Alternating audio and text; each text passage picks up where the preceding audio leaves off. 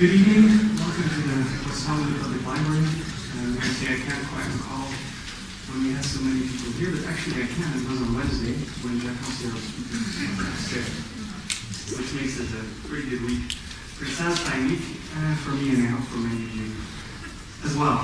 My name is Arnold de Boever. I am the director of the MA Aesthetics and Politics program, which is housed in the School of Critical Studies at the California Institute of the Arts.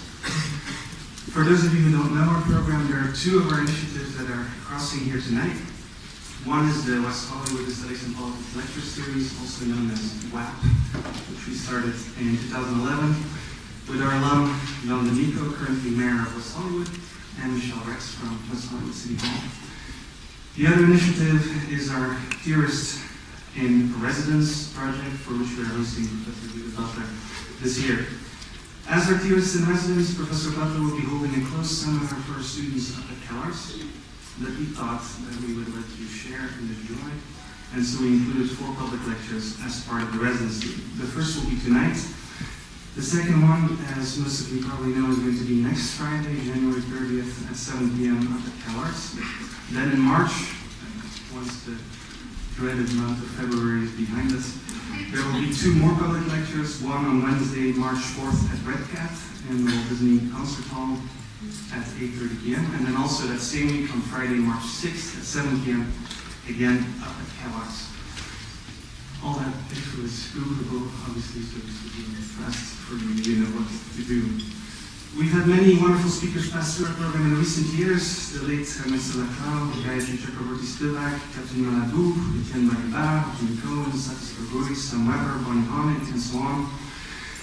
I mention these people in particular because they're all scholars who have engaged Judith Butler's writings in their work, and whose work Judith Butler has engaged in her many books.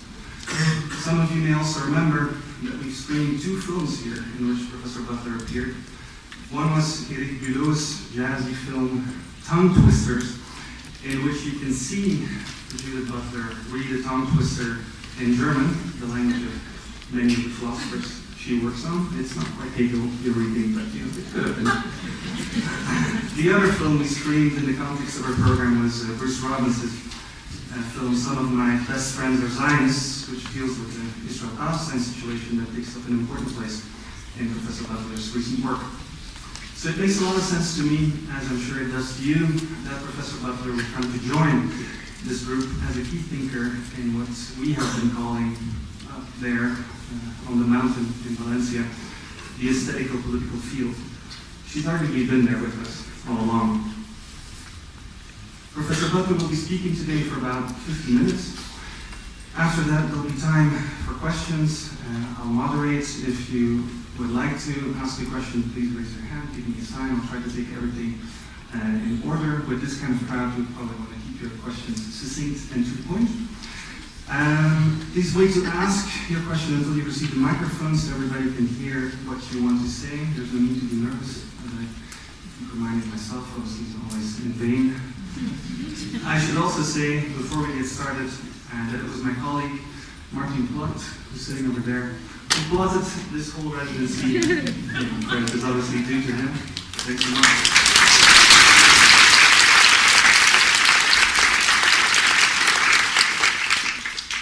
Credit is also due to our Dean, Amanda Beach, and the Provost Office and President's Office at CalArts. So it's truly with deep admiration and also with profound gratitude that I would like to welcome to the floor Professor Judith Butler. Thank you.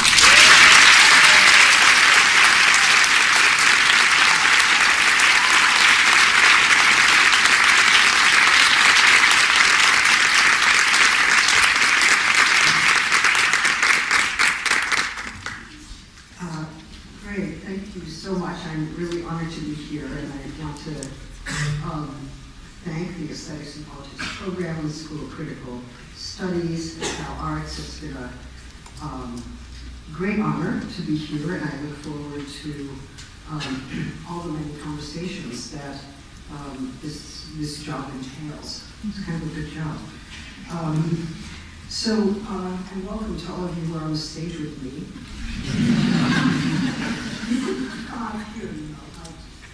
Sometimes I think my front side is a little democracy.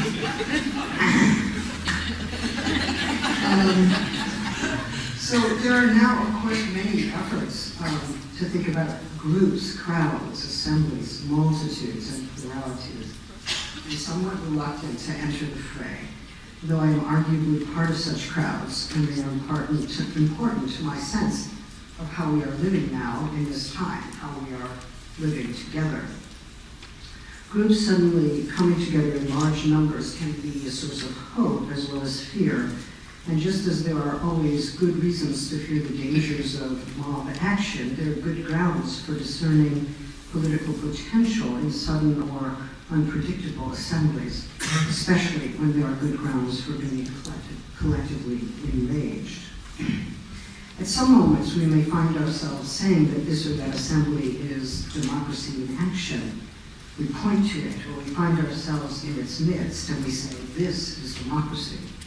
It's a thrilling moment, and I don't mean to take away the high, but I do think that some questions emerge precisely at such moments. On the one hand, there's the question of who the people are. On the other hand, there's the question of how the people are constituted in that moment, or indeed within a certain moment. If democracies are composed of all those political forms that call themselves democratic, or that are regularly called democratic, then we adopt a certain nominalist approach to the matter. But even when political orders deemed democratic are brought into crisis by an assembled or orchestrated collective that claims to be the popular will to represent the people, and even to represent a principle or a prospect of a more real and substantive democracy, then something like an open battle ensues on the meaning of democracy, one that does not always take the form of a deliberation. Without adjudicating which popular assemblies are truly democratic and which are not, we can note from the start that the struggle over democracy as a term characterizes several active political situations. How we name that struggle seems to matter very much, given that certain movements are deemed anti-democratic, even terrorist, and those same movements on other occasions or in other contexts are understood as composed of freedom fighters or conceived as popular struggles seeking to realize a more inclusive and substantive democracy. That table can turn quite easily when strategic alliances require regarding one group as terrorists on one occasion and as democratic allies on another. We see that democracy, the term, can be very easily treated as a discursive strategy. So quite apart from the nominalists who think that democracies are those forms of government called democracies, they apparently sleep well at night, there are discursive strategists who rely on modes of public discourse, marketing, and even propaganda to decide the question which states and which popular movements will or will not be called democratic. Is there a way around those two dismal alternatives? It's of course tempting to say that only when a people names itself as democratic is it truly democratic. But that raises the question of who the people are, and what operation of discursive power circumscribes the people at any given moment. The people are not a given, but are constituted. So even when a group or assembly or orchestrated collectivity calls itself the people, they wield discourse in a certain way, making presumptions about who's included, who's not, very often opposing this version of the people to those who are understood to oppose the people or to be a threat to the people, which means there's always some other population that is not the people. Right? And in that sense, the positing of the people always presumes a population that's not the people. So that discursive tension between people and population is very, very hard to overcome. Even when we say everyone in an effort to posit an all-inclusive group, we're still making implicit assumptions about who's included.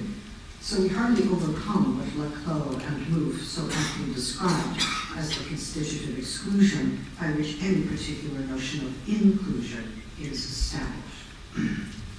The body politic is not a unity, those who would argue that since every formation of the people is partial, we should simply accept that as a fact of politics.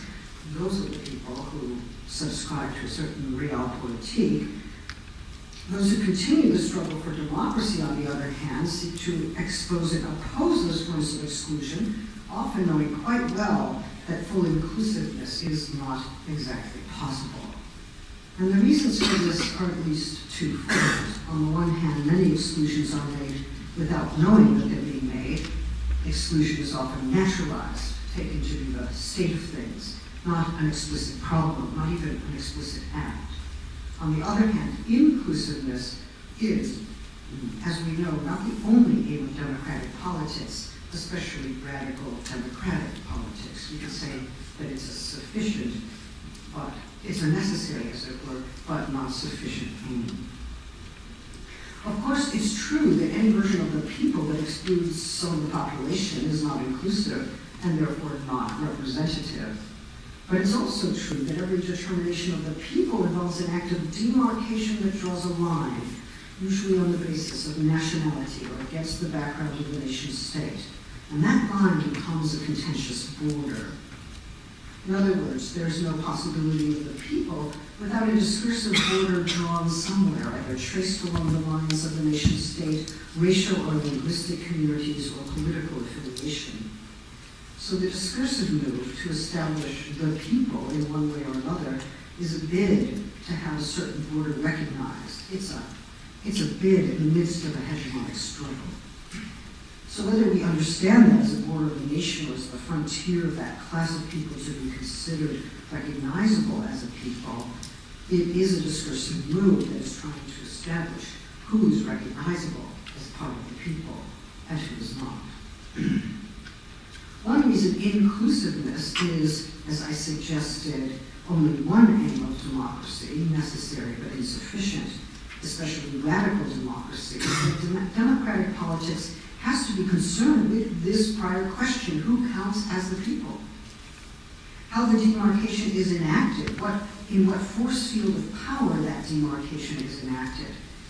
It brings to the fore some people and consigns others to the background, to the margin, or indeed to oblivion. And those who are consigned to those various elsewheres do not count as the people. So the point of a democratic politics, if it is to be radical, and I do indeed hope it is a democratic politics that goes to the root and therefore is radical, is not simply to extend recognition equally to all of the people, but rather to grasp that only by changing the relation between the recognizable and the non-recognizable can equality be understood and pursued, and can the question of who finally counts as the people be posed. We have to be able to pose that question: who constitutes the people? We can't just say recognition should be equally extended to all the people. If we say recognition should be extended to all the people, we're assuming that that group is already constituted. We haven't asked the prior question. So even when a form of recognition is extended to all the people, there remains an active premise, sometimes an active and unspoken premise, that there's a vast region of those who remain unrecognizable. And that very power differential is reproduced every time that form of recognition is extended. So every time it is extended to the recognizable people, it is withdrawn from the unrecognizable. The region of the unrecognizable is therefore preserved and expanded in the course of that movement. The conclusion of all this, I think, is that these explicit and implicit forms of inequality, and they are, I think, that, are sometimes reproduced by fundamental categories such as inclusion and recognition, and they have to be addressed as part of a broader democratic struggle. I am for inclusion. I am for recognition. Do not get me wrong. The same may be said about those implicit and explicit forms of contentious border politics that are raised by some of the most elementary and taken for granted forms of referring to the people, the populace, the popular will. The problem of demarcation introduces another dimension to this inquiry.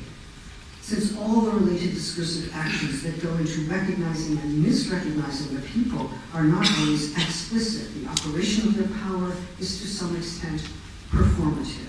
That is, they enact certain political distinctions, including inequality and exclusion, without always naming them. So when we say that inequality is effectively reproduced when the people are only partially recognizable, or even fully recognizable within restrictively national or racial terms, then we're claiming that the positing of the people does more than simply name who the people are. That act of delimitation operates according to a performative form of power that establishes a fundamental problem of democracy, even as, or precisely when, it furnishes its key term, the people. I'm done with that part.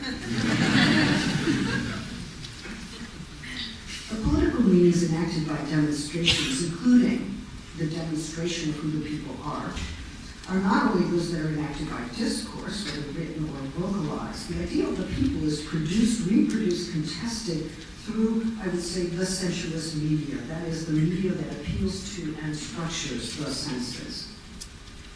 The performance dimension of performativity brings this out in one way.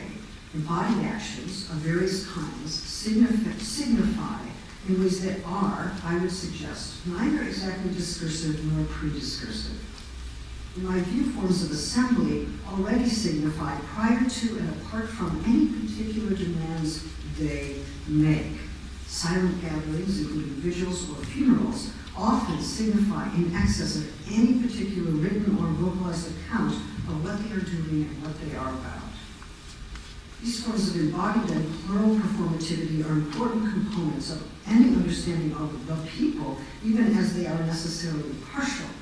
Not everyone can appear in a bodily form, and many of those who cannot appear, who are constrained from appearing, or who operate through virtual or digital networks, are also part of the people. But they cannot make a specific bodily appearance in public space. Maybe they're in prison, maybe they're illegal, maybe they live on the margins of the metropole. Indeed, we cannot assume that everyone who constitutes the people can easily, happily appear in the public sphere and assume full access and rights of appearance on a designated public platform, which we understood as the public square. There's a second sense of enactment that I'd like to underscore here, and this emerges in light of embodied forms of action and mobility that signify in excess of whatever is said on such occasions. If we consider why freedom of assembly is, after all, separate from freedom of expression, or indeed freedom of association, it's precisely because the power to gather together is itself an important political prerogative, quite distinct from whatever is finally said once people have in fact gathered. And indeed, this was a point that labor unions made early on, that they had a right to assemble, and that right had to be secured prior to securing rights of free expression or indeed rights statute to contracts as they wish. So this gathering signifies, and that mode of signification is at least in part one of a bodily enactment. So as much as an assembly can signify a form of popular will, even lay claim to being a popular will in action, signifying the indispensable condition of state legitimacy, assemblies are orchestrated by states for the very purpose of flashing before the media the popular support they ostensibly enjoy.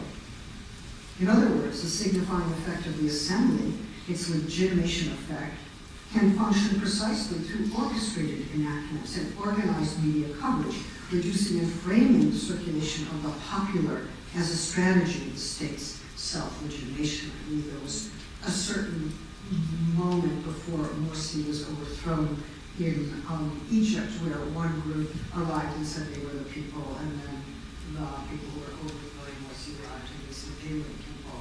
And there was a contest of who could be the people on prime time. And I think a very similar moment happened actually in Istanbul, where in fact there was, I believe, an Erdogan planned demonstration of the people that was countering the Daisy Park people who said they were the people. So you can see the struggle. Since there's no popular will that exercises its legitimating effect without being produced in and by a frame of some kind, the struggle over legitimation invariably takes place in the play between public enactments and media images, where state-controlled spectacles do battle with cell phone and social networks to cover an event and its significance.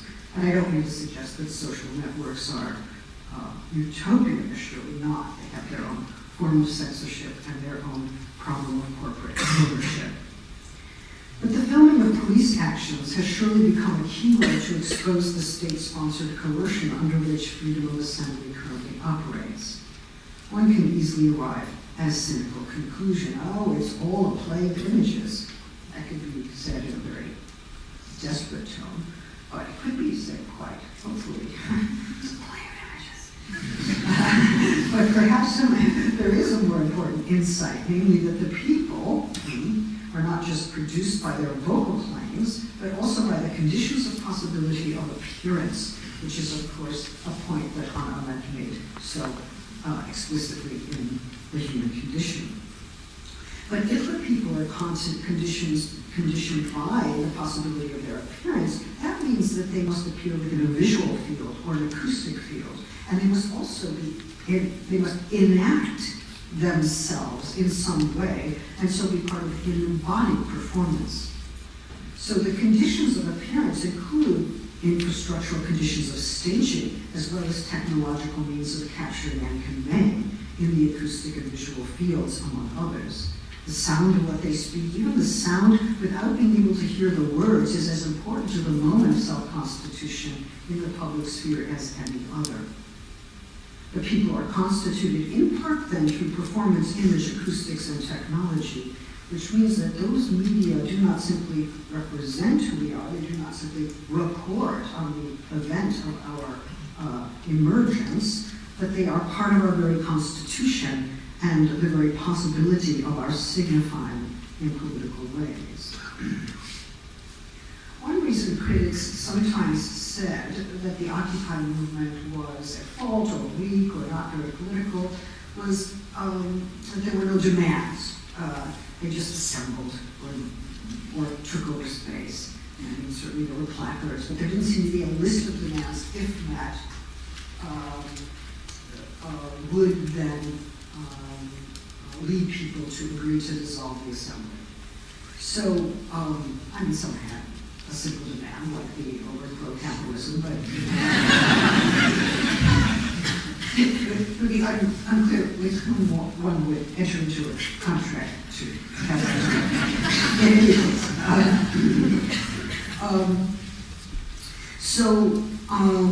what I'm going to suggest here is that one reason that there's no list of demands that defines the movement is that a list of demands could never exhaust the meaning of justice that is being demanded. In other words, we can all imagine just solutions to healthcare, public education, housing, the distribution and availability of food. We could itemize the injustices in the plural, present those as a specific set of demands.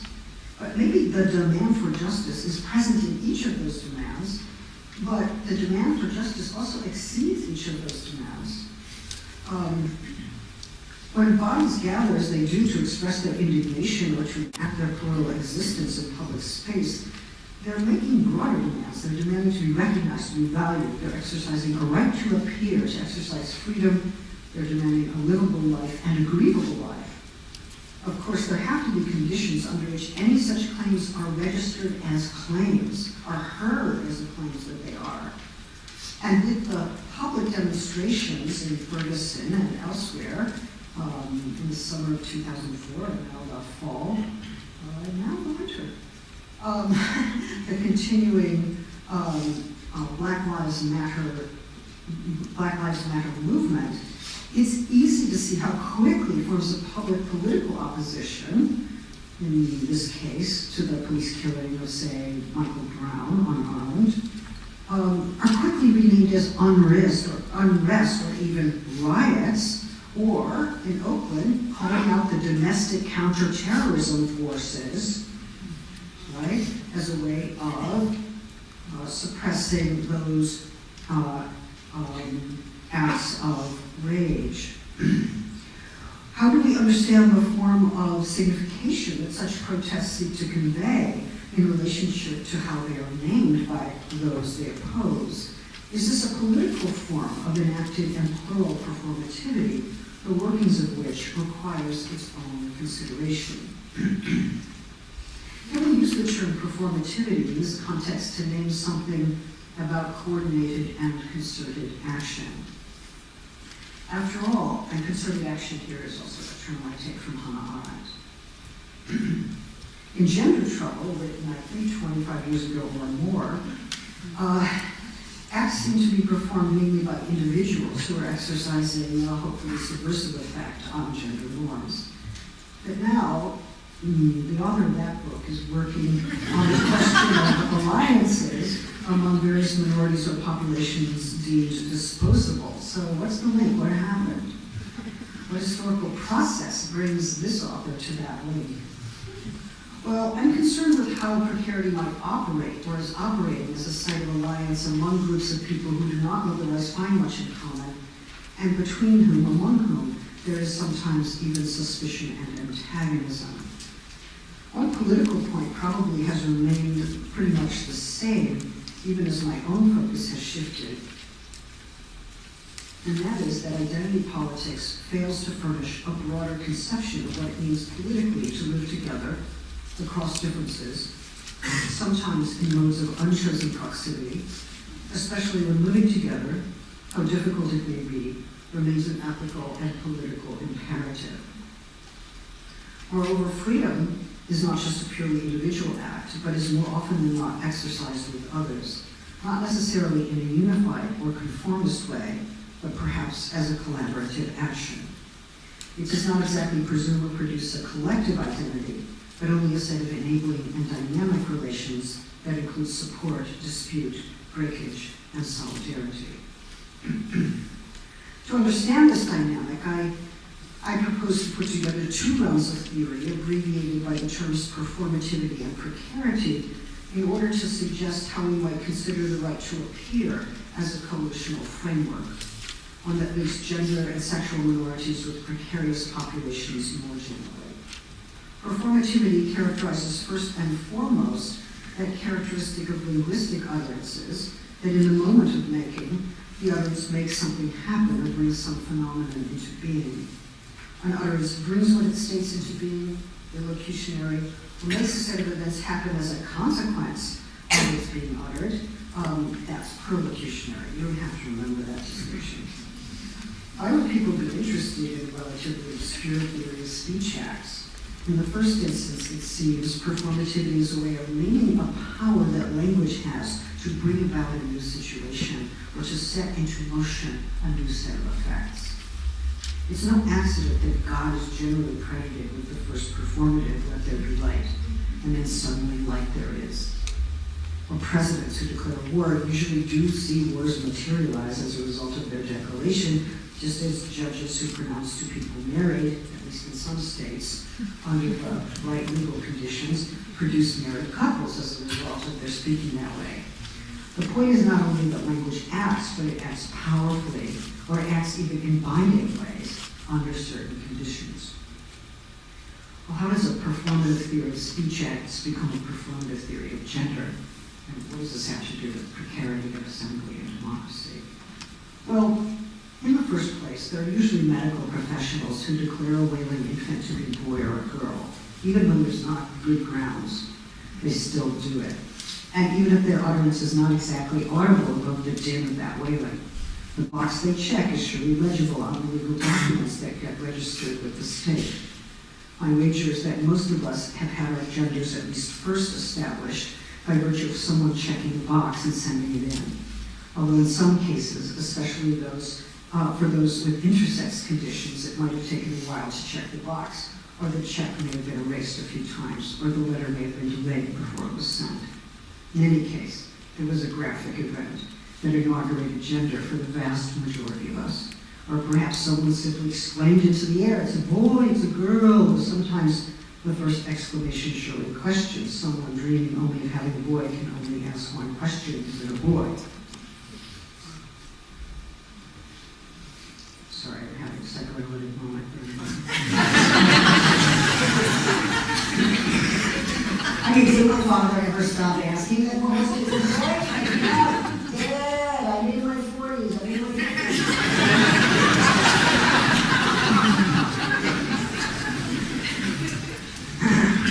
Or if we had, maybe yes, I just said yes. Or if we are adopted, someone who decides to consider adopting us has to check off a gender preference, at least sometimes. Why is that obligatory? Or has to agree to the gender that we are before they can proceed. Whoa. In some ways, these all remain discursive moments at the inception of our gendered lives. Rarely was there really one person who decided our fate. The idea of sovereign power with extraordinary linguistic powers has been, for the most part, replaced by a more diffuse and complicated set of discursive and institutional powers that put us in our place. So then, if performativity was considered linguistic, how do bodily acts become performative? This is a question we have to ask to understand the formation of gender, but also the performativity of mass demonstrations. In the case of gender, those primary inscriptions and interpolations come with expectations, fantasies, and imposition of cultural conventions, and the slow inculcation of norms. Such norms are not simply imprinted on us, marking and branding us like so many passive recipients of a culture machine. They also produce us, though they neither bring us into being or determine who we are. Rather, they inform the modes of embodiment we acquire over time. And those very modes of embodiment can prove to be the ways of contesting those norms. It happens most clearly when we reject the terms of gender assignment. Indeed, we may well embody or enact that rejection prior to putting our views into words. Although we're in some ways obligated to reproduce the norms of gender, we do that partially in the dark, wondering whether we did in fact act like a girl, or whether we will on some expected occasion, or whether boyness is well exemplified by the boy we are, or whether we have somehow missed the mark and find ourselves dwelling either happily or not so happily between the established categories of gender. There is an ideality, if not a phantasmatic dimension, to cultural norms of gender, and even as emerging humans seek to reiterate and accommodate those norms, they're surely also aware of a persistent gap between those ideals, many of which conflict with one another, and our various lived efforts at embodiment, where it seems that gender comes to us as someone else's norm, or resides within us as a fantasy that is at once ours and not ours. My point here, at least, is somewhat simple. Gender is not only received, and surely not simply inscribed on our bodies as if we were a merely passive slate. Gender is received and enacted time and again, and though always in reference to certain kinds of norms, surely not always in precise conformity, perhaps never in precise conformity. Although gender norms precede us and act upon us, that is one sense of their enactment. It's not that we are the start of the enactment of gender, it is being enacted on us and with us. We're obligated to reproduce them, and that's a continuation of that enactment, or perhaps its second sense. In the course of this reproduction, some weakness of the norm is revealed, or another set of cultural conventions intervene to produce confusion or conflict within the field of norms, or forms of resistance develop, and something new occurs, not precisely what was planned. Although there are authoritative discourses on gender, the law, medicine, psychiatry, to name a few, and they seek to launch and sustain human life within discrete gendered terms, they do not always succeed in containing the effects of those discourses of gender they bring into play. Moreover, it turns out that there can be no reproduction of gendered norms without the bodily enactment of those norms. And when that field breaks open, even if provisionally, we see that the animating aims of a regulatory discourse, as it is enacted bodily, gives rise to consequences that are not always foreseen, and makes room for ways of living gender that challenge prevailing norms of legitimation. Thus we can see, I think, the emergence of transgender, genderqueer, butch femme, and hyperbolic or dissonant modes of masculinity and femininity, even zones of gendered life that are opposed to all categorical distinctions such as these.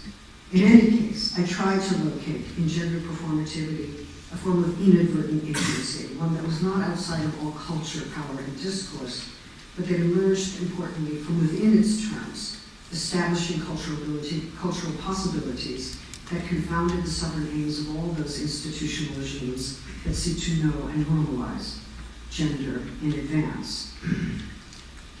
The political aspiration of that analysis, indeed of this analysis, is found in the call to let the lives of gender and sexual minorities become more possible and more livable, for bodies who are gender non-conforming as well as those who conform too well and at a high cost, to be able to breathe and move more freely in public and private spaces, as well as all the sites that cross those two. But the theory of gender performativity never prescribed which gender performances were right or more subversive and which were wrong and reactionary, even when it was clear that I valued the breakthrough of certain kinds of gender performances into public space, free of police brutality, free of harassment, criminalization, and pathologization. The point was precisely to relax the coercive hold of norms on gendered life, which is not the same as transcending all norms, for the purposes of living a more livable life. I want to suggest that precarity has always been in this picture of performativity. Since gender performativity was a theory and a practice, one might say, that opposed the unlivable conditions in which gender minorities live, and sometimes also those gender majorities who pass as normative at very high psychic and somatic costs. Precarity designates that politically induced condition in which certain populations suffer from failing social and economic networks of support more than others, and become differentially exposed to injury, violence, and death. Precarity is thus the differential distribution of what we might call precariousness. Populations that are differentially exposed suffer heightened risk of disease, poverty, starvation, displacement, and vulnerability to violence without adequate protection or redress. Precarity also characterizes that politically induced condition of maximized vulnerability and exposure for populations subject to arbitrary state violence, to street or domestic violence, or other forms not enacted by states, but which the judicial instruments of states fail to provide sufficient protection or redress, protection against or redress for.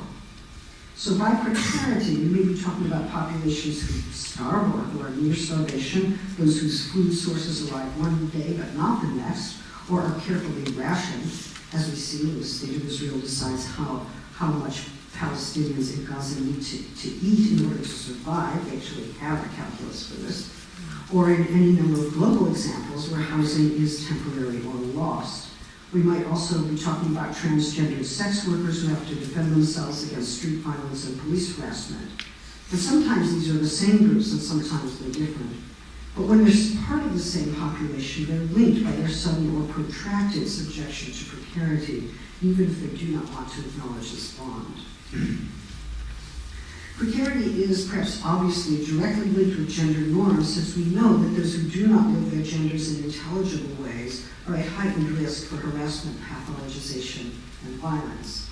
Gender norms have everything to do with how and in what way we can appear in public space, how and in what way the public and private are distinguished, how that distinction is instrumentalized in the service of sexual politics. By asking who will be criminalized on the basis of their public appearance, I mean who will be treated as a criminal or produced as a criminal, who will fail to be protected by the law, the police, on the job or in the home, the legal codes of religious institutions, who will be stigmatized and disenfranchised at the same time that they become the object of fascination and consumer pleasure, who will have medical benefits before the law, whose intimate and kinship relations will be recognized or criminalized by the law, or indeed may shift quite radically depending on which legal code is in operation, religious or secular, or whether or not the tension between competing legal codes happens to be resolved.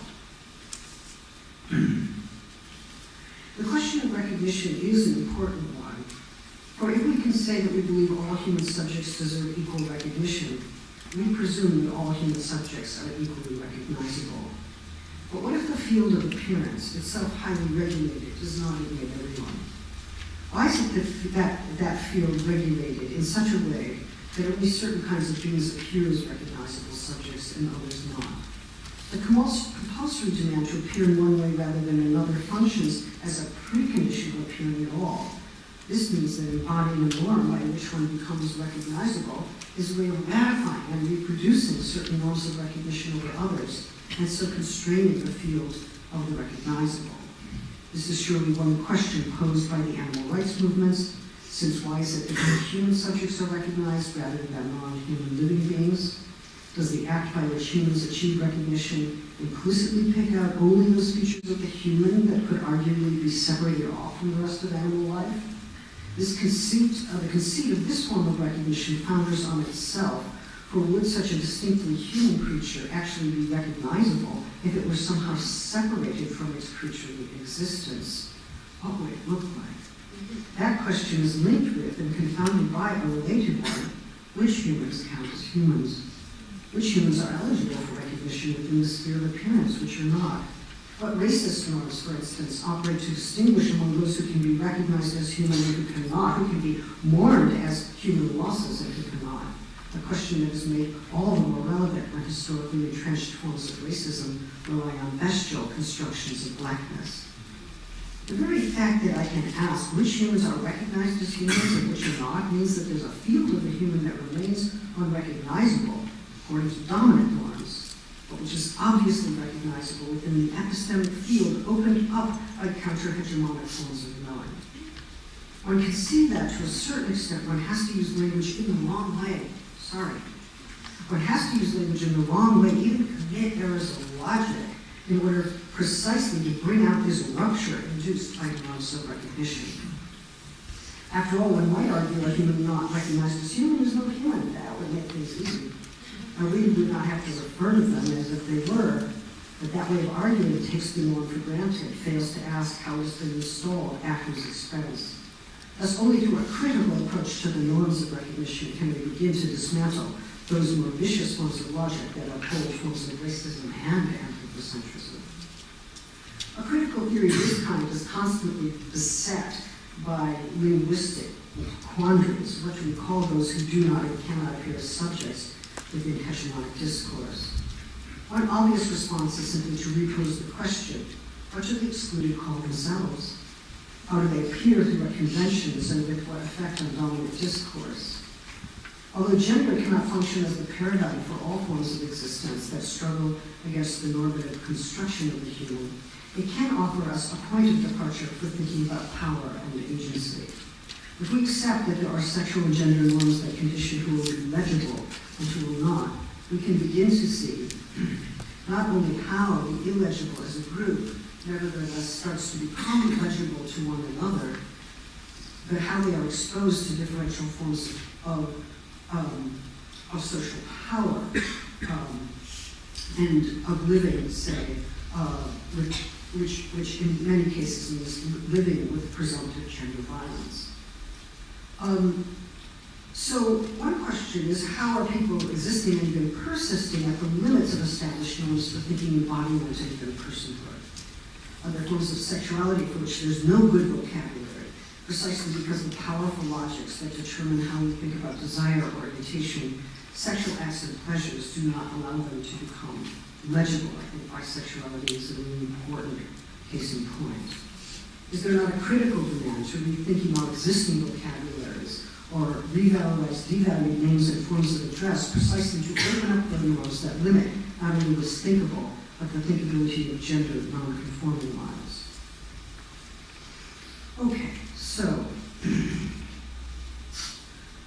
I'm going to thank you for listening to that part. And I'm going to move ahead to make sure I don't take too long. Okay, in some living discourses, subjects are thought to be those kinds of beings who come before an existing law and ask for recognition within its terms. But what makes it possible to even come before the law? That's a Kafka question that Derrida cares about a great deal. It would seem that one has to have access or standing, that one has to be able to enter and to appear in some form. Preparing a defendant to stand trial is all about producing the subject whose bid for recognition stands a chance. This often means conforming to racial norms or producing oneself as post-racial. The law is already working before the defendant enters into the courtroom. It takes the form of a regulatory structuring of the field of appearance that establishes who can be seen, heard, and recognized. The legal domain overlaps with the political field. We have only to think about the situation of undocumented workers who want work visas or citizenship, whose very bid to become legal is considered a criminal activity. Consulting a lawyer is itself an act that could expose the undocumented worker to arrest and deportation. Finding the right conditions of appearance is a complicated matter, since it's not just a matter of how the body presents itself before a court of law, but how one even gets a place in the queue that might possibly lead to a court appearance. The reasons why there's a rise, one reason why there's a rise of mass demonstrations in the last years by the undocumented is related to demonstrations by those who have been abandoned by both political and economic processes, the specific collusion between governments that sell off public services and neoliberal economics. These are overlapping communities. The entrance of such populations into the sphere of appearance may well be making a set of claims about the right to be recognized and be accorded a livable life.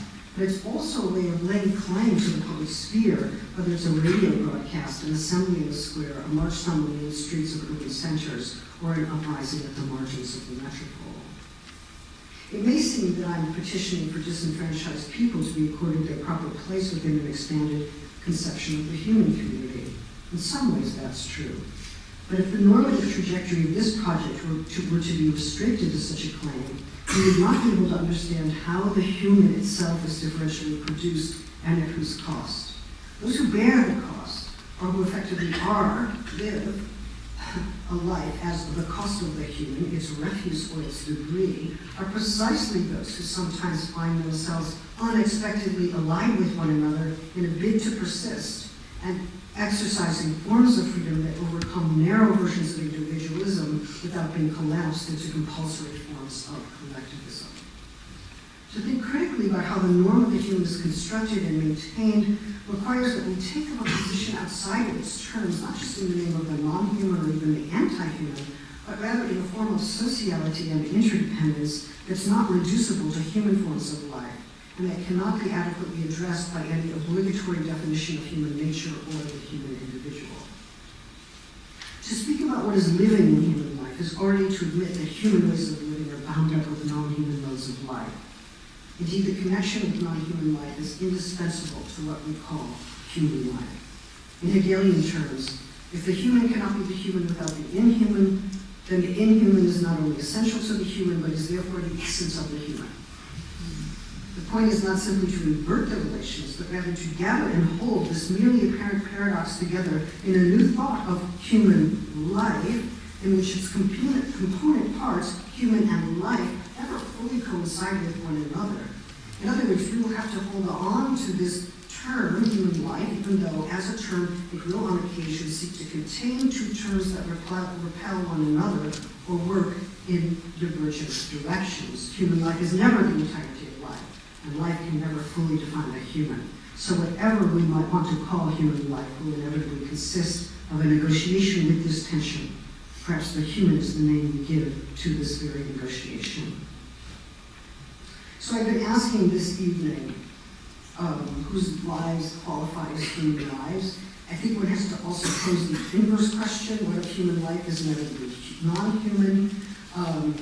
I think as well, we have to transform the field of appearance in which the human, the non-human, and living itself appear. Ethically, it seems there has to be a way to find and forge a set of bonds that can produce alliances over and against this grid of power that differentially allocates recognizability, or that disrupts its taken for granted operation. I think the beginning of such alliances can be found in ethical formulations that I've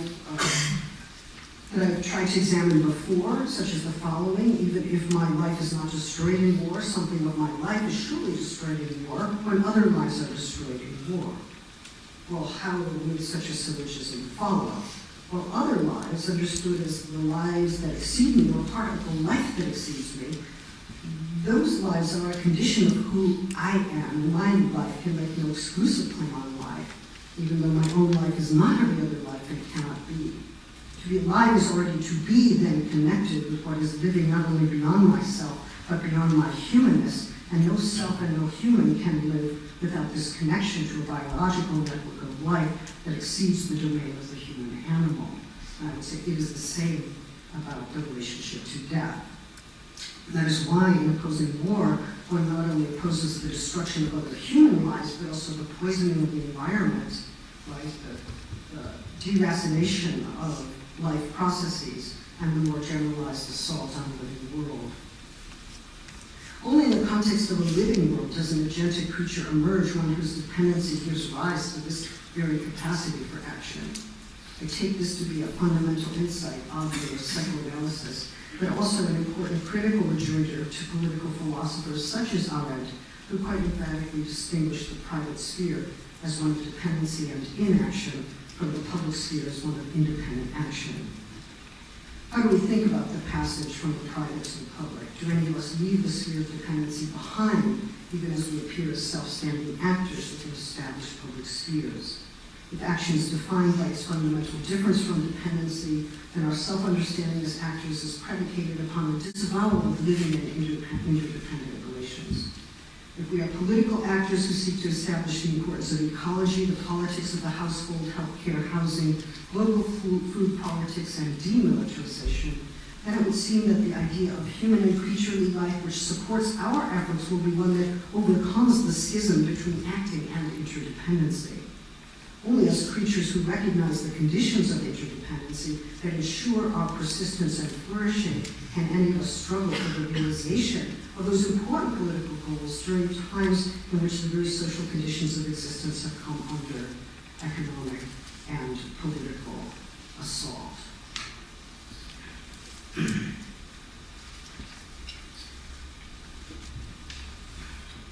So finally then, I want to perhaps bring this idea of the body into kind of central attention for us. The body cannot be that which is taken care of in the private sphere, and then somehow we act, we act and speak in such a way that the body is subordinated to the meaning that we produce. I'm not sure that's right. I'm sure I'm very embodied for the people who sit behind me. But let's think about embodied action and what it has to do with these issues. Well, I want to suggest that gathering, gesturing, standing still, all the component parts of assembly that are not quickly assimilable to verbal speech, can constitute modes of concerted action that signify principles of freedom and equality, where equality is actually understood also as a function of interdependency. Although I criticize the body politics of Hannah Arendt, I do think it's worth drawing attention to her text, The Nation State and the Rights of Man, that bears on the question of the rights of those without rights. Her assertion there is that even the stateless have the right to have rights.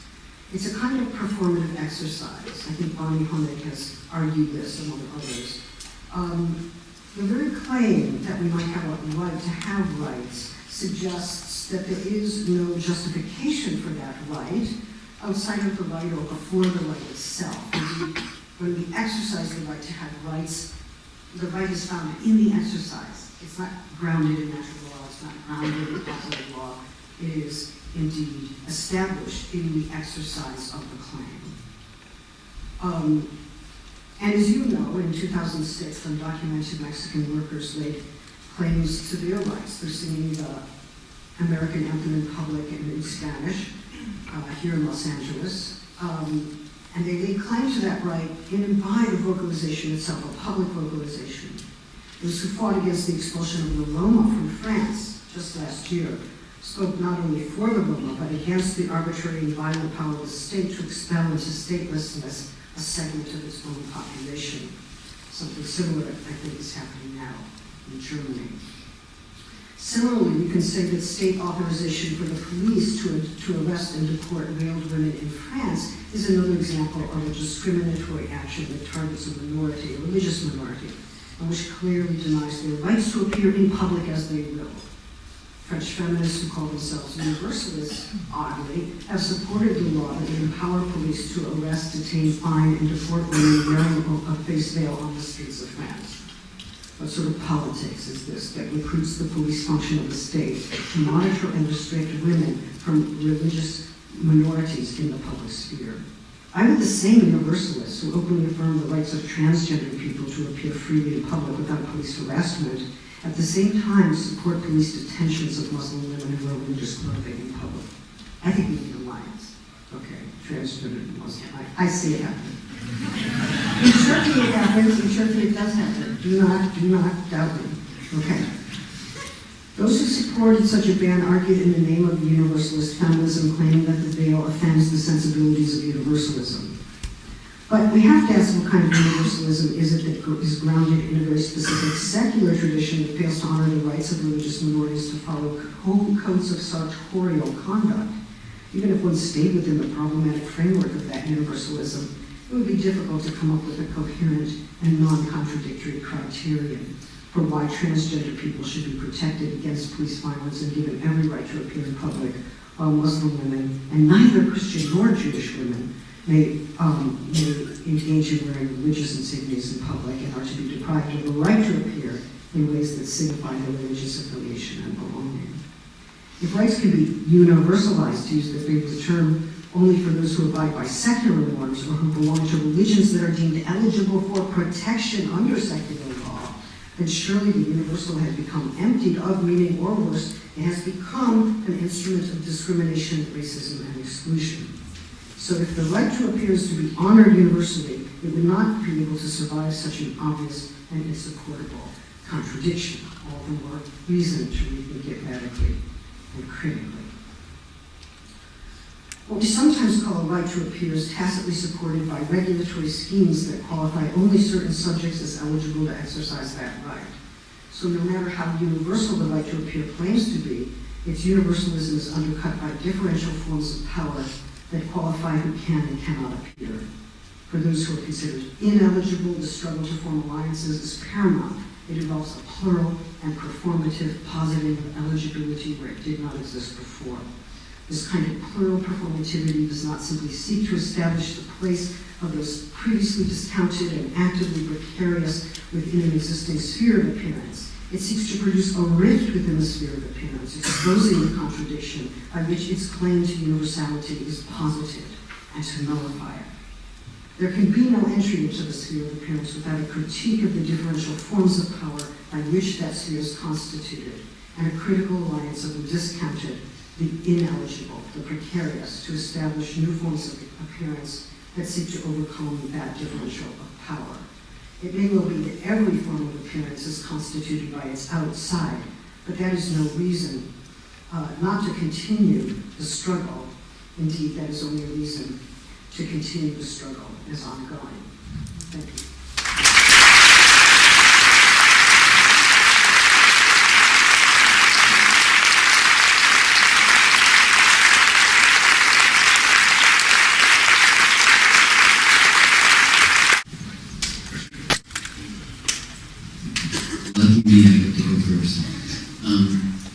I was very happy to hear your aside about unions and the right to assemble. My faculty is in the midst of a unionization effort. And one of the questions touches very much on your topic tonight. And I want to sort of cite an example in which administrators, and I won't call them management because I don't like that word, claim the right to speak to the assembled group of faculty by their status of faculty, or really as people, right? And often their speech acts in this appearance are around affect.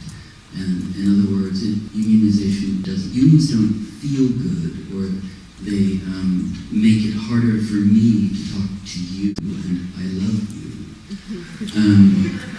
And it counters the kind of way in which, so it's a question about affective speech, right? The sort of counterpart of that is that when let's call them the enthusiasts, speak for the union, they are booed when they speak in affective terms. They are always asked to speak of facts, and also treated with suspicion and well, we don't need to go into that. So my question is kind of about the claim to the status of the person in this kind of example that I've cited, which I think is broadly familiar in the world. Thank you. Well, actually, what strikes me about your example is it's very interesting to know what is emotional speech, or what is out of control, or what is unacceptable speech. Right? There might be certain, because obviously there's certain conditions where we expect speech to be impassioned, and we would be very surprised if it were not impassioned. Right? And then there are other times when it can be discredited for being impassioned. And I think that's very tricky in the academy. I think it's very tricky in the workplace more generally. And I think it's not just a question of destruction, but also the force of persuasion. I wonder if there's something about the force of persuasion that's at stake. So it's not as of course, Audre Lorde once beautifully said, you're not angry at me for the fact, you're not upset with me for being angry. You don't want to hear what I have to say. But one focuses on that anger as a way of deflecting from the actual message. And of course, if the message goes with the anger and that's communicated, that can be very consequential. I think it's a way of suppressing charisma, or even suppressing the persuasive or rhetorical dimension of speech. Many things to say about that, but that's really simple. I was interested in your comments about the bodily enactment of norms. I'm curious, what is the bodily enactment of non-norms? What does the transcendence of norms look like if norms are contextual and environmental? Well,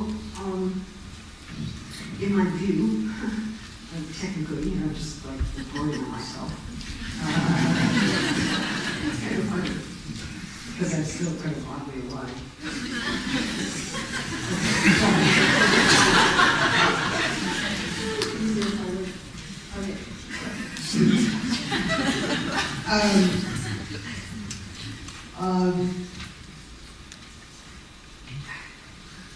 In my view, we're always struggling with norms. In other words, there's no complete transcendence. But norms are very odd. They don't just arrive and shape us and then it's done. Oh, I was shaped by that norm. They continue to shape us. So it's an active process. And they shape us from different directions and in different ways. And sometimes they contradict each other and we're left in the boundaries. But also, because it is an active process and it requires our subjective participation, especially as we emerge as more objective creatures in life, there are ways of intervening in that process, of derailing it, or deciding its iterations, or re-establishing it for oneself, right? Whether one is working with an assigned gender, for instance, or whether one really decides that the assigned gender needs to be reassigned, and the decision for reassignment. And so that, I'm not sure if that's a transcendence of the norm, but it's actually a passage from one set of norms to another, and a set of deliberate moves to embody and inhabit a set of norms that feel more livable, and which should have, by the way, full legal protection.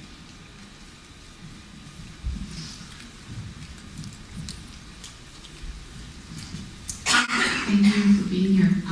You spoke a little bit about the relationship between groups that you refer to as illegible. And I was wondering, how do you envision coalition building between ethnic studies and queer studies?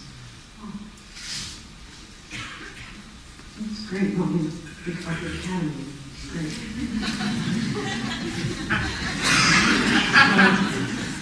No, it's good. It's good.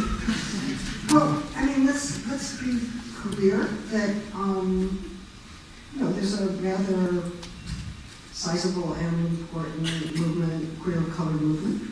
There's a really important Asian queer movement. There are several anthologies. There's an enormous Black queer culture and movement that as we find throughout queer studies at this point. I feel like, interestingly enough, I think queer, at least as a term, even though it's in some ways outdated and maybe got hijacked and who knows what happened, but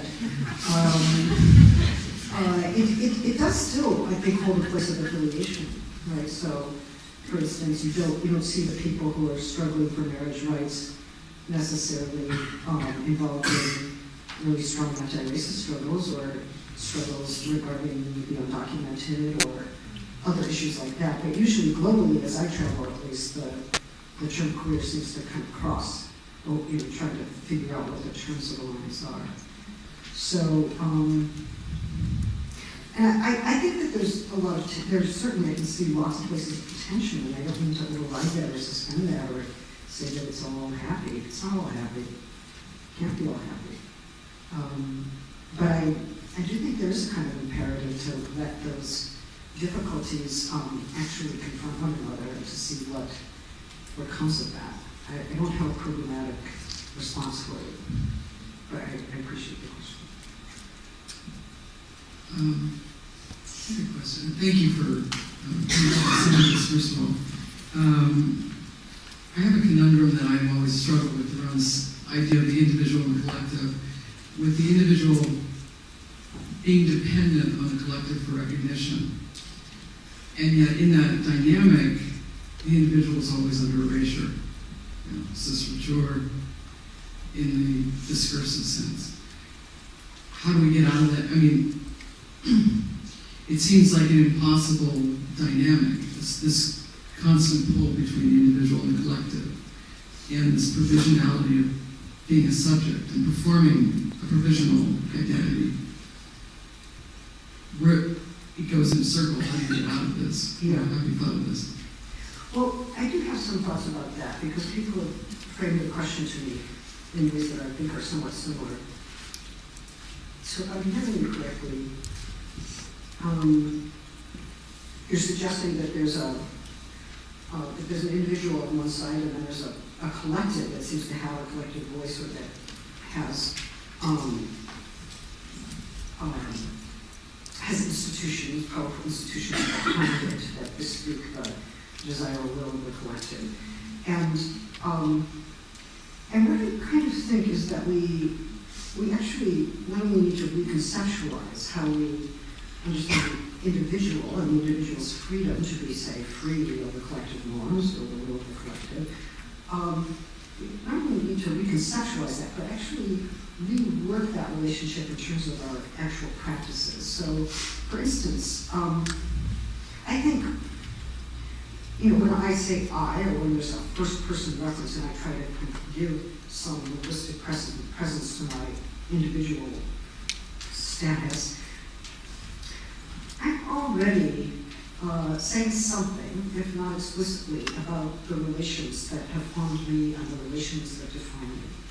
So if we shift and understand that the first person, the subject of speech, even the subject of action, is already relational at some basic level, emerged through a series of relationships of dependency. It didn't have to be classical family, it could have been any number of institutions or caregivers, but relations of dependency that formed through that and we continue to be dependent on institutionalized forms of care, social services, infrastructures, all of those things which bespeak our fundamentally social character, right? And the I is not exactly opposed to the collective. The I is already social. In some sense, that's significant, and that needs to be affirmed and even preserved.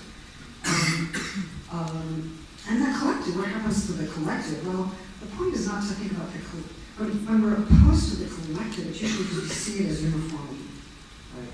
I'm being asked to conform. It's demanding some conformity. I come at the cost of the collective gets its way at the cost of me. But maybe the collective doesn't have to have that form. Maybe there are ways of disrupting that kind of uniformity socially, right? Through social movements, right? So when we think about that, that is not the heroic I, the lone suffering brave, who takes on, the demanding norms of the collective. But I thought a counter-collective.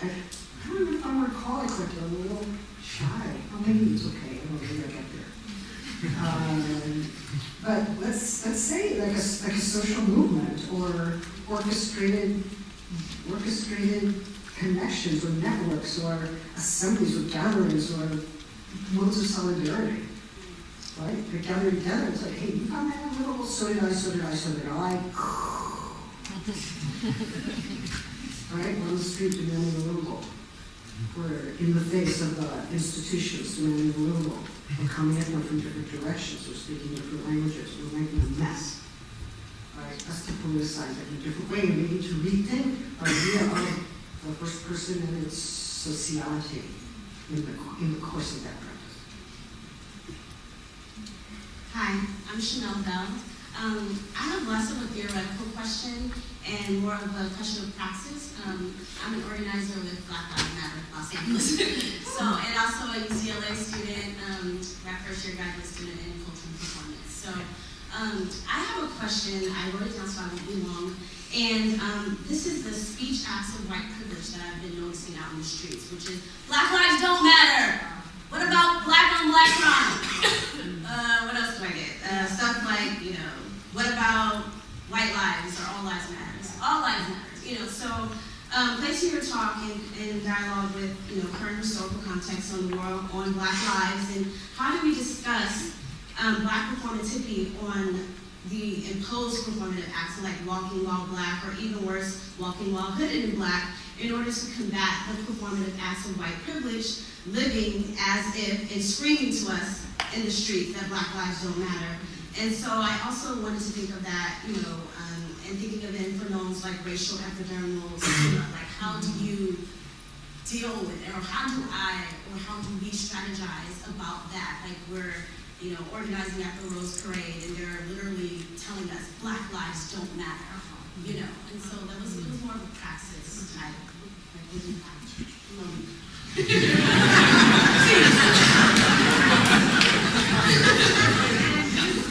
I got nothing. I'll tell you what I found really incredible in Oakland, okay? Just an example, but you've probably seen everything I've seen. I don't know, I saw mixed-race families, I saw various black communities, and they were carrying signs. This person, on my left, named so-and-so, his life matters. My brother, his life matters. It was like, what it did? Like, it brought it, like, and I don't want to just say, like, the familial thing brings it home. Sometimes it does. But like, whatever your networks of support are, whoever your people are, not just naming oneself, but naming the person whose life you care about, whose life you do not want to lose, right? And I just think there has to be a way of getting that out so that people are talking about each other that way. And it's a little different from saying, I don't know how to put it. The minute you say all black lives matter, if you say black lives matter, then they say, I say only black lives matter. I didn't say only black lives matter. So you're caught. But okay, first of all, why do we care what they say? You know what I mean? In a way, you can't be governed by that. You can't be governed by that. You gotta have your argument. I mean, I like having my argument. It's good to have your arguments, and lay it out. I try to do that. I know what people do that all over the place. It's good to have people out there doing it. But I think you persist. You persist with the message. You find different ways of orchestrating it. I would say use every media. Yeah. Use every media. Right? And assemblies are using every media. You can't have an assembly without almost every media, without choreography, without performance, without image, right? Without acoustics. You all of it, bring it in. And vary it. And vary it in relationship to context. And find hilarious ways of rejoining. I mean, a little humor. Little humor without rage and grief. We did Occupy LAPD, and I do street dance. I used to be a professional thumper, and so I did a street dance after this course out in front of LAPD headquarters, and just had everyone just walk by, and so that was kind of like our trying to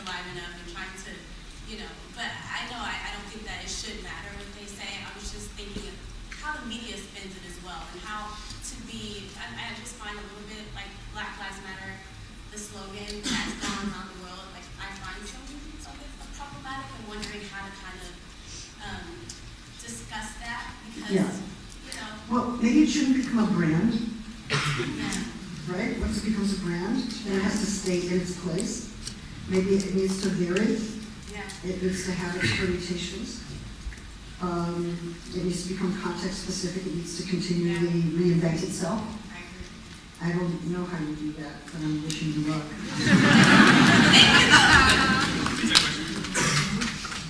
Thank you for your talk tonight.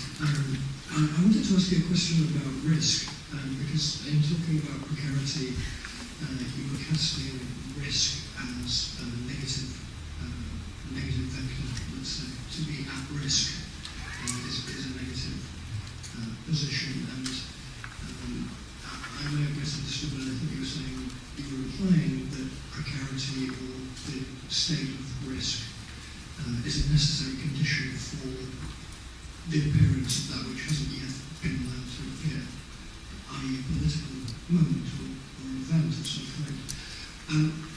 But I mean, so I was sort of thinking about that and twisting it around in my mind, thinking that in an economic model, particularly in a capitalist economic model, and you invoked capitalism early on, risk is a very positive factor.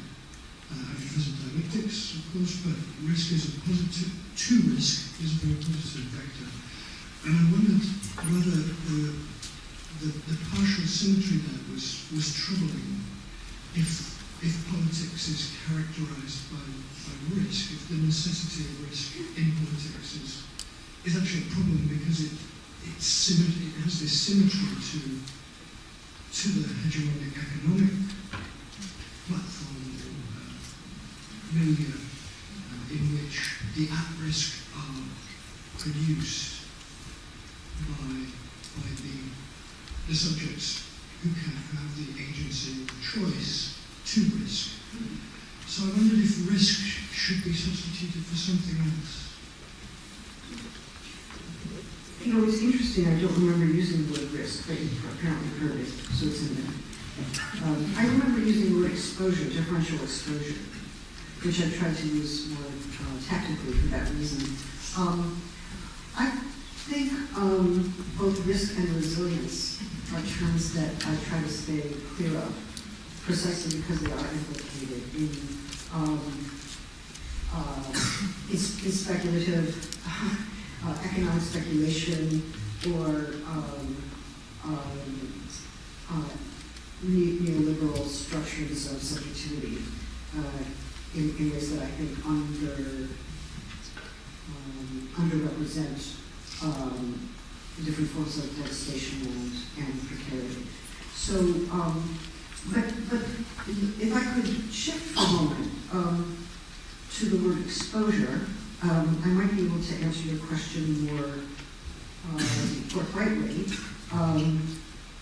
because while I do object to the differential exposure of certain populations to injury, discrimination, and death, I also understand that exposure is part of appearing in public, right? Especially for those who may well be criminalized for appearing in public or risk criminalization or detention by appearing even in an assembly that is understood to produce a security concern for someone, or for some prevailing authority or legal regime.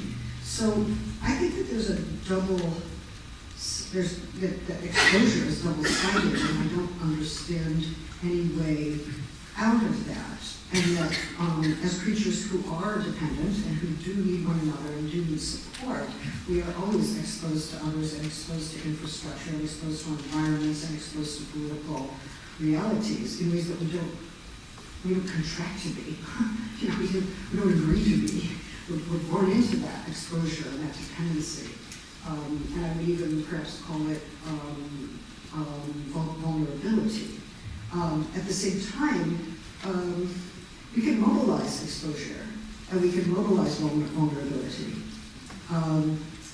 And we can do that as a way of showing, yes, we are the precarious, but we are also the persisting, right? So, I mean, in some of the assemblies that I've been looking at, including some in Palestine, the people will say, well, what's the point of that particular demonstration? And so the leaders will say, we exist, we still exist. So what does it mean for a demonstration to simply put itself on the line, risking, surveillance, police, detention, whatever, exposed, but still, we still exist, like precarious, yes, and persistent, both. And I want that double-sidedness to come to the fore, right? I don't get over my precariousness to become agentic. I don't overcome my vulnerability to become masterfully agentic, right? I'm vulnerable and acting. I'm precarious and persistent. I call attention to this unwanted precarity, but I call attention and I persist with others in calling that attention. I don't, you see, it's double-sided. But it's why I try to stay away from risk. Because risk is risky.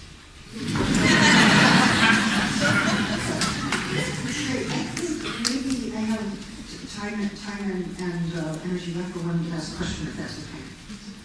I have a question. I'd like to ask a question about grief and mourning. And there's at least two different types of grief and mourning. There's the grief and mourning that we sort of hear through the media, like France is mourning murder journalists, and we are mourning along with them. But very few of us actually experience those deaths as a personal loss. It's not an interior process of mourning going on collectively. But at the same time, all over the world, there are people who are actually grieving and mourning, even though it's not represented in the media. And I'm wondering if you think, or philosophers think, that kind of human activity, that internal activity, produces something. The idea being that, like, the production of mourning in the media is like a parody of what I would imagine is real mourning, real grieving. Oh. But that's to assume, isn't it, that something, that grieving is always personal. Is that what you wish to say? Well, that yeah. It's always somewhat inauthentic when we grieve the lives of those we never knew. Well, not necessarily always inauthentic, but that the personal grieving, the interior grieving, and that process, it's rarely discussed, and it doesn't seem to be understood very well. And I wonder if it does produce something of value, like culture in communities. I'm pretty sure it does. I have no doubt about that. It's funny thinking about the two words, grieving and mourning. Usually when you're grieving someone you know. And mourning also, but one can mourn as part of a larger collective, right? One can mourn the loss of a member of a community, one can mourn the loss of a member of a nation or the head of a nation, or some specific population, people who do know. Why? Because there's still some kind of connection to them, but usually that connection is understood as kinship or religion or mission or something like that.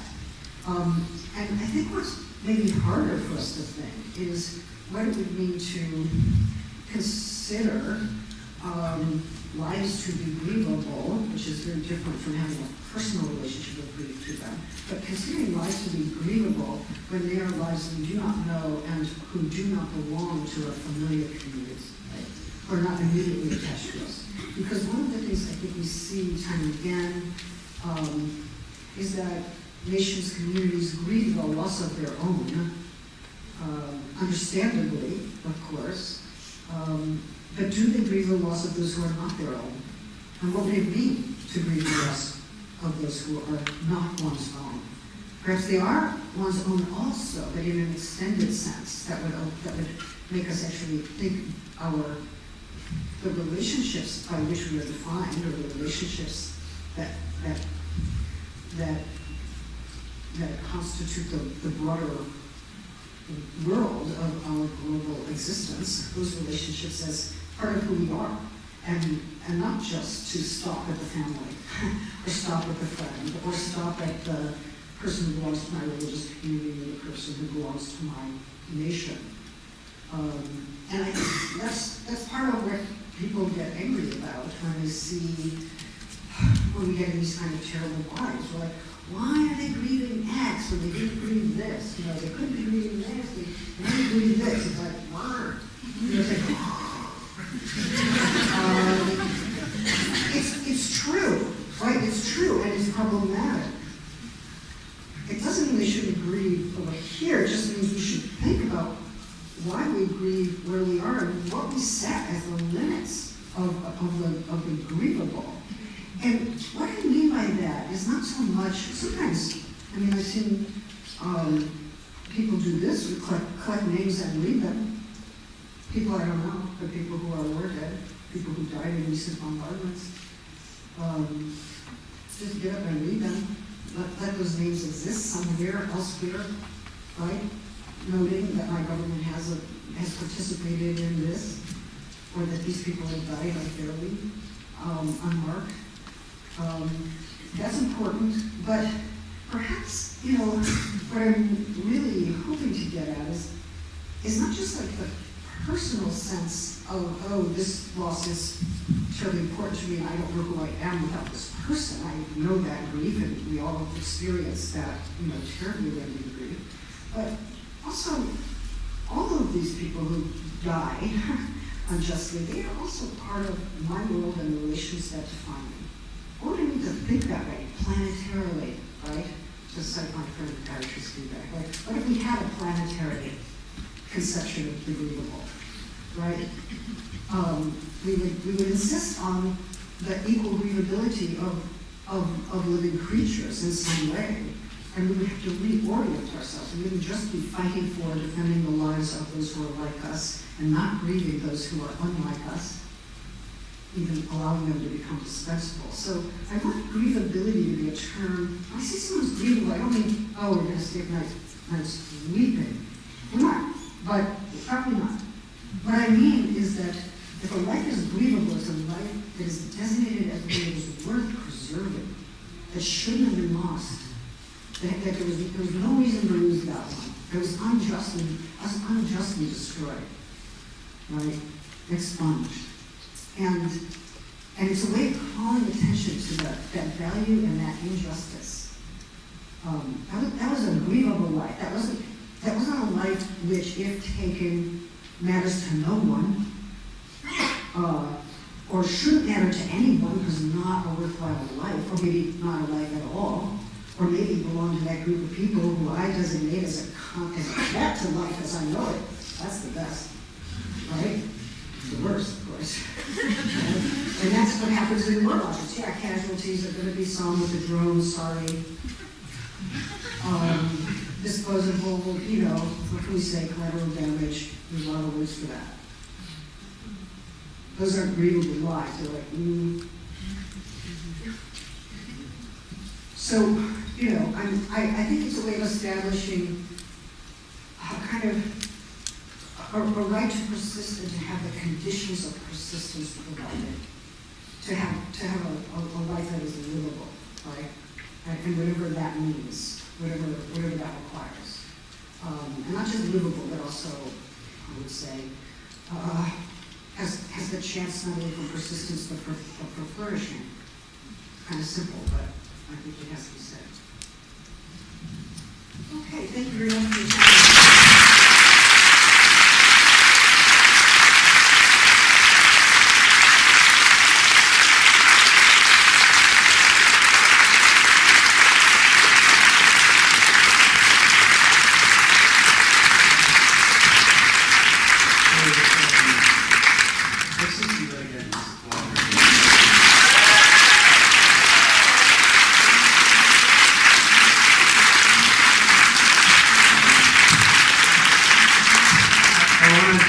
Thank you all for coming to this lecture series. It is an ongoing set of events. There's some flyers outside. Happy to sponsor it. We also will pay for your parking. It's on that side of the room in the back. There's a lot of you, so everybody will pay. I also wanted to say that it's really nice and cool outside. So slowly go outside and thank you all very much.